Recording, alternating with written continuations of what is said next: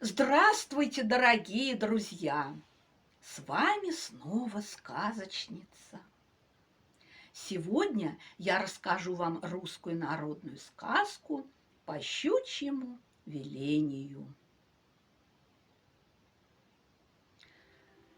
Жили старик со старухой, и было у них трое сыновей. Двое-то умных, а третий Емеля дурак.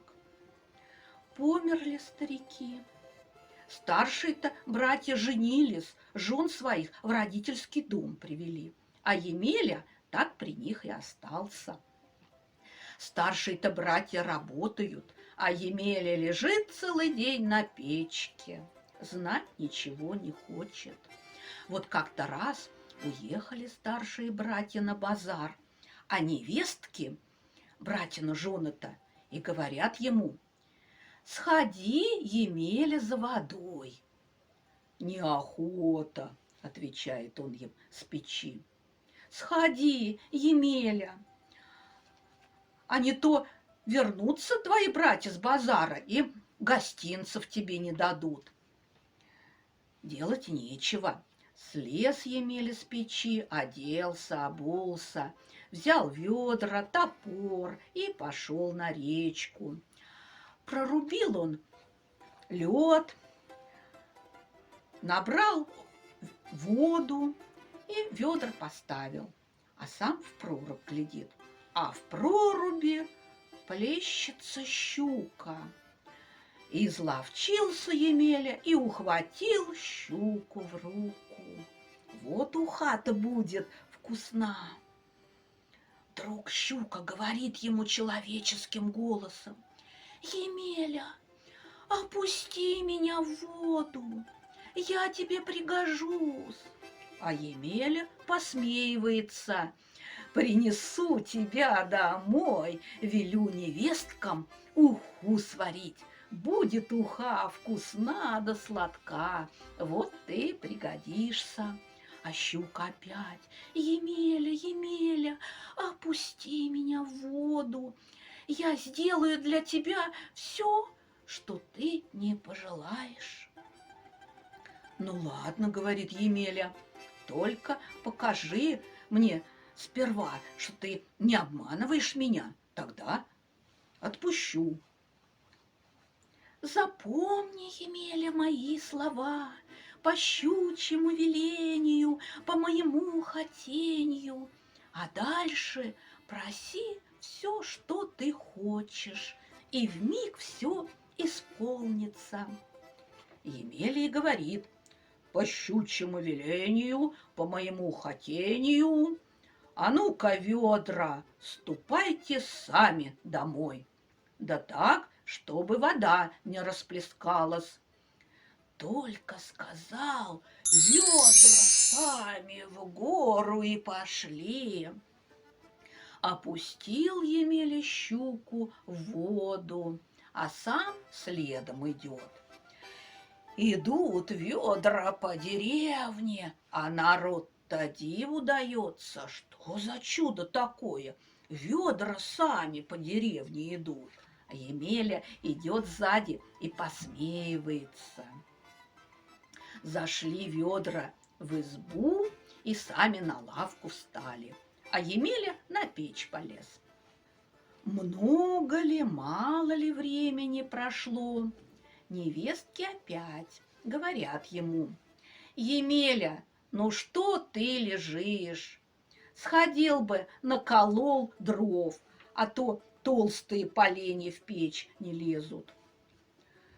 «Неохота, — говорит им Емеля». «Ах, неохота! Вот уже вернутся твои братья с базара, и гостинцев тебе не видать». Вспомнил тут Емеля про щуку, да потихонечку и говорит: «По щучьему велению, по моему хотению, топор, наколи дров, а вы дрова сами в избу ступайте и сами в печь кладитесь». Выскочил тут топор из-под лавки и на двор, и давай дрова колоть. А невестки услыхали стук топора и говорят: О, знать, наш Емеля-то за ум взялся. Вон он дрова на дворе колет. Нарубил топор дров, дрова сами в избу пришли и сами в печь сложились, а топор на свое место под лавку лег. Много ли, мало ли времени прошло, вот опять уехали старшие братья на базар, а невестки говорят: «Емеля, дров у нас больше нет, поезжай в лес, наруби». «А вы на что?» – отвечает им Емеля. «Ах ты, дурень, да разве это наше бабье дело в лес за дровами ездить?» «Мне самому неохота», – отвечает Емеля. «Ах, неохота, вот уже вернутся братья с базара, и подарков тебе не видать». Делать нечего, слез Емеля с печи, оделся, обулся, взял топор, веревку. Вышел Емеля во двор, сел в сани и кричит невесткам: «Бабы, отворяйте ворота, я в лес поеду». Невестки ворота отворили, а сами говорят: «Да как же, дурень, ты поедешь? Сел в сани, а лошадь-то ты не запряг». «Без вас разберусь», — отвечает им Емеля, «а мне, может быть, и не надо лошади». Невестки переглянулись, что, мол, с дурака взять, рукой махнули, да в избу пошли. Емеля тут и говорит: «По щучьему велению, по моему хотению, сани, езжайте в лес сами». Выехали сани в ворота и помчались по деревне, да так быстро на лошади не догнать. А в лес-то пришлось через город ехать.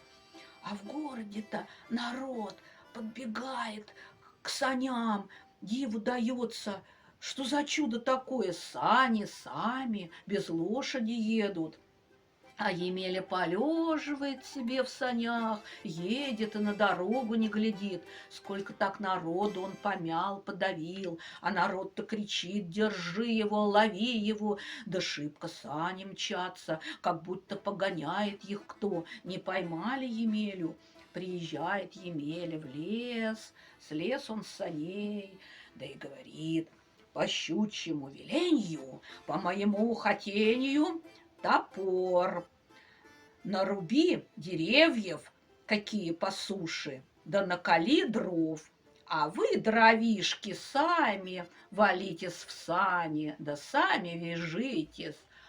Как пошел тут топор сухие деревья рубить, да дрова колоть, а дровишки-то сами в сани валятся, да сами веревкой вяжутся.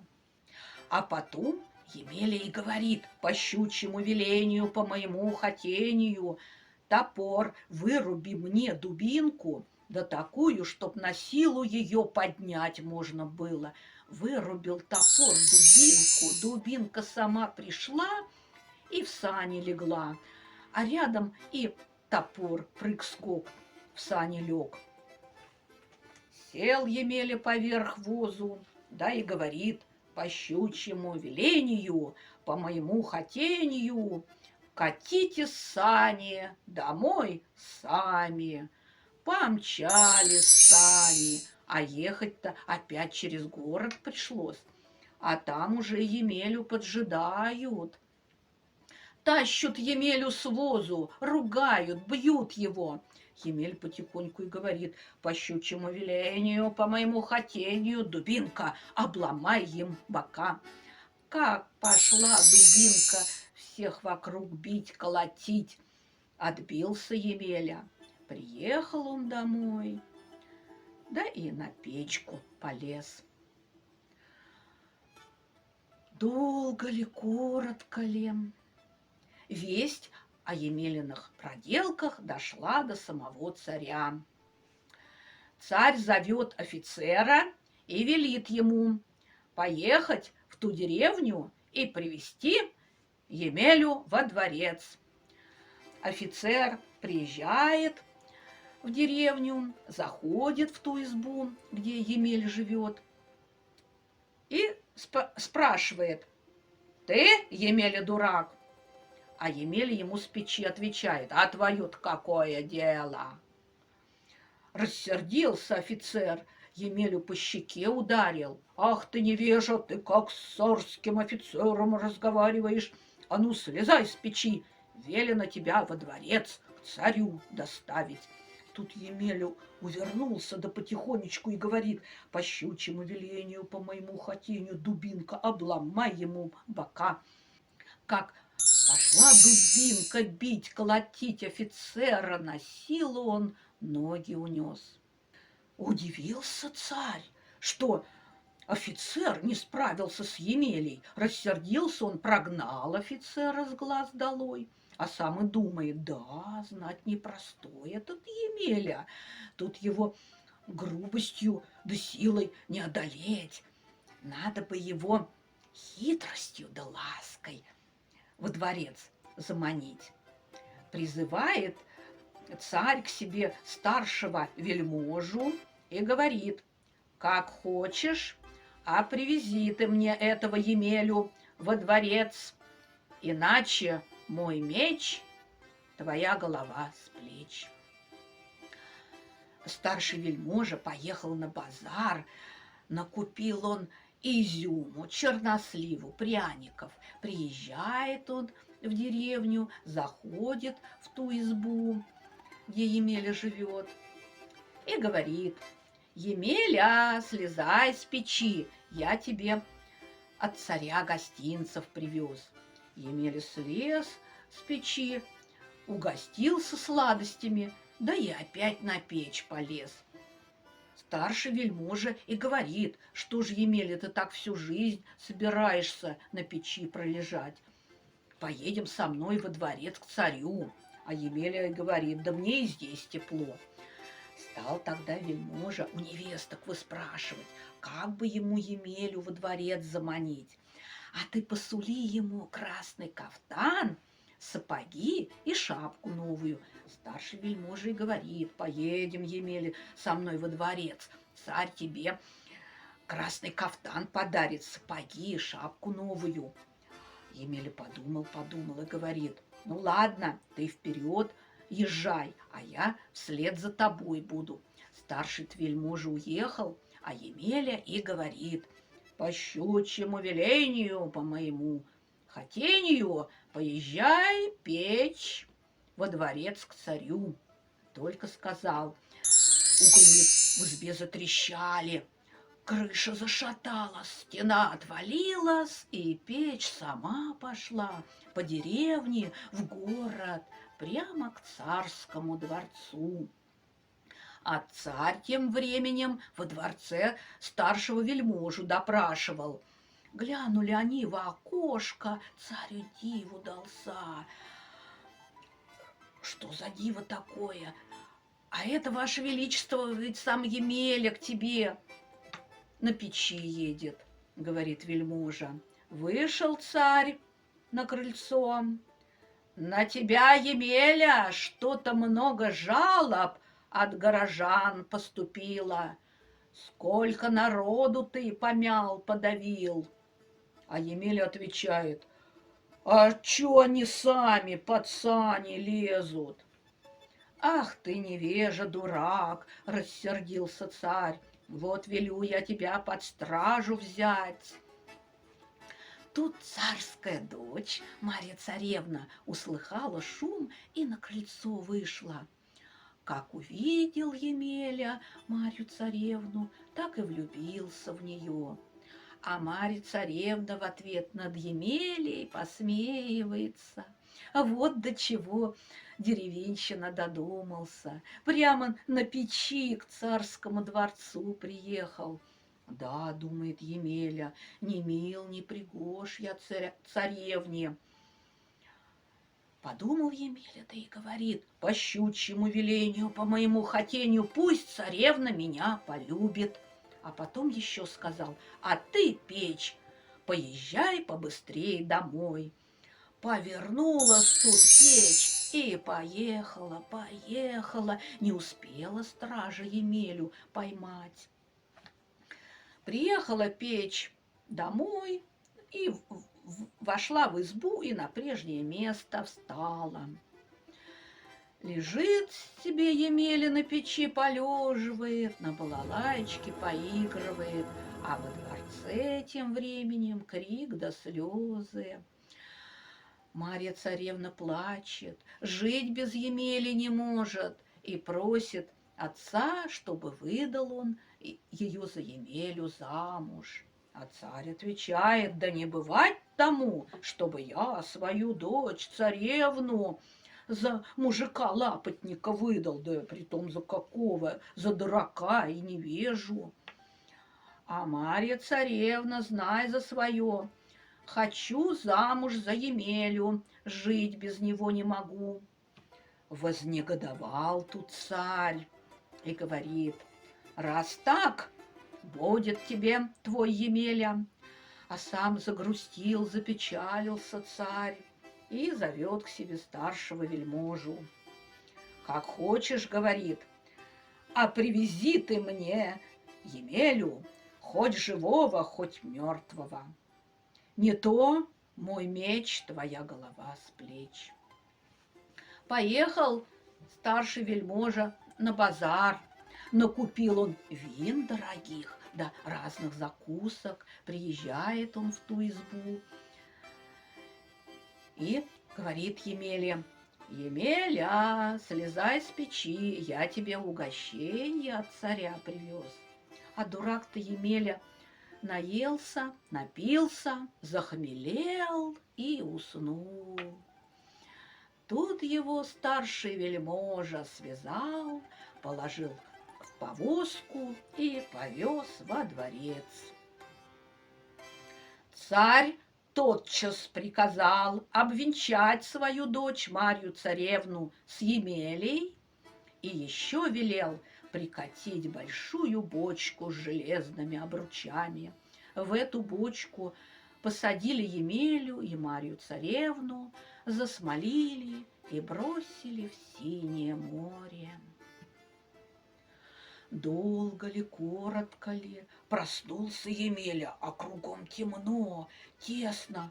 «Где это я?» – спрашивает он, а голос ему отвечает: «Ах, Емелюшка, тошно-то как! Нас с тобой в бочку засмолили, да в синее море кинули». «А ты кто?» – спрашивает Емеля. «Я, жена твоя, Марья царевна». Тут Емеля опомнился, да и говорит: по щучьему велению, по моему хотению, ветры буйные, вынесите бочку на сухой берег, на желтый песок. Подули тут ветры буйные, разыгралась на море буря, вынесла бочку на сухой берег, на желтый песок.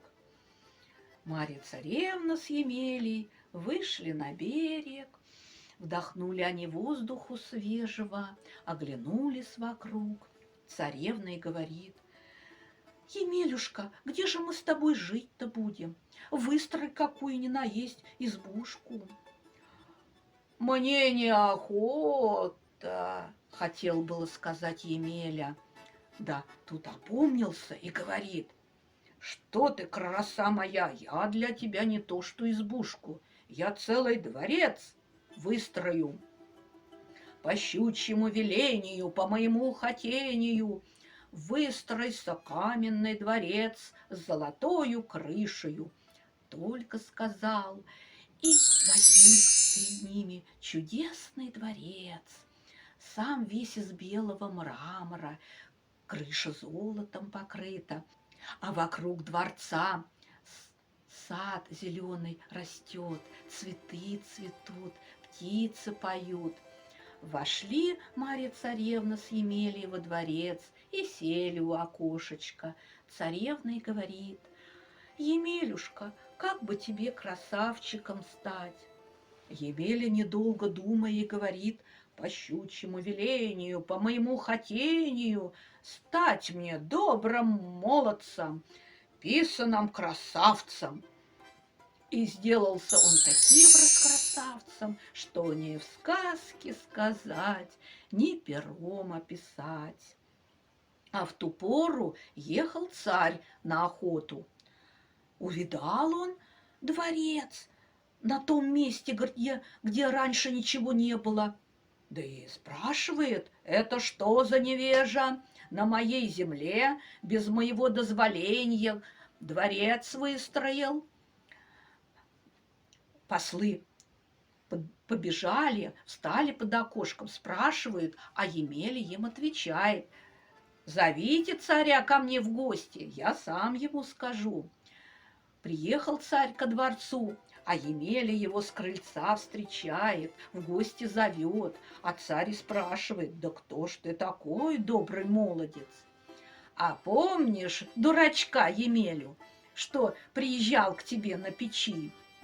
А ты потом велел его со своей дочерью в бочку засмолить, да в море кинуть. Я и есть тот самый Емеля, а вот и дочь твоя, Марья Царевна. И если захочу, я все царство твое сожгу и разорю.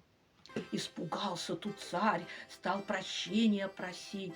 Забирай все мое царство, Емелюшка, только не губи ты меня. Тут и Марья Царевна стала за отца своего, за царя-батюшку прощения просить, чтобы Емеля простил царя. На том и помирились. Молодые царя-батюшку во дворец ведут, вместе со свитою за столы сажают дубовые, за скатерти браные. И устроили они тут пир на весь мир. А Емеля стал править всем царством. Тут и сказки конец, а кто слушал, молодец.